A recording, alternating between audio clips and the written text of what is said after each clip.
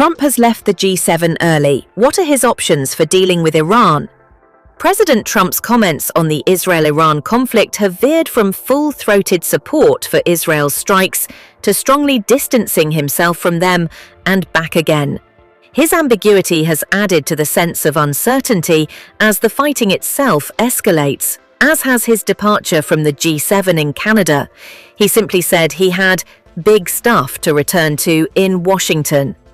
The White House said his departure was to do with what's going on in the Middle East, while later on Truth Social he said it had nothing to do with a ceasefire. Earlier, the Israeli Prime Minister, Benjamin Netanyahu, said the attacks were fully coordinated with the US. So what factors are weighing on Trump, and crucially, what are his options now? As Israeli missiles hit Tehran on Thursday, Trump threatened Iran's leaders with even more brutal attacks from his Israeli ally armed with American bombs.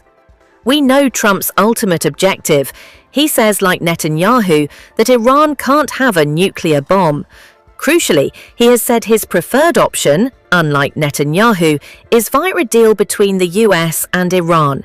This route also reflects his self-described image as a world-class dealmaker.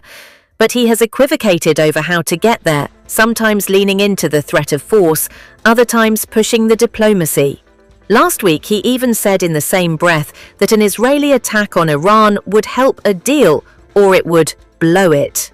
His unpredictability is sometimes portrayed by his supporters after the fact as strategic, the so-called madman theory of foreign relations.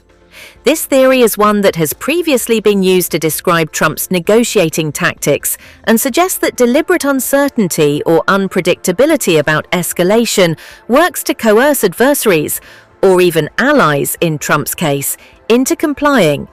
It was famously attributed to some of the Cold War practices of President Richard Nixon. Some of Trump's advisors and supporters back the maximum pressure side of the madman theory when it comes to his approach to Iran. They think the threats will, in the end, prevail because, they argue, Iran is not serious about negotiating, even though in 2015 the country signed an Obama-led nuclear deal that Trump later pulled out of.